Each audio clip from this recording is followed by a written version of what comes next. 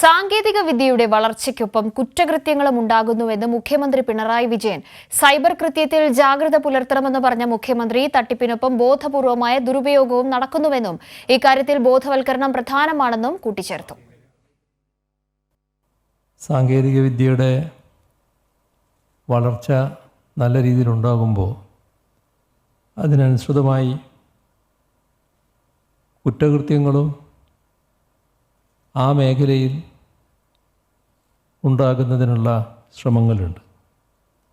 അപ്പോൾ സാങ്കേതിക വിദ്യയുടെ പഴുതുകൾ ഉപയോഗിച്ചാണ് അത്തരത്തിലുള്ള തട്ടിപ്പുകൾ പലതും അരങ്ങേറുന്നത്. ഒരു ഭാഗത്ത് തട്ടിപ്പുകളുണ്ട്, മറുഭാഗത്ത് ഇതിൻ്റെ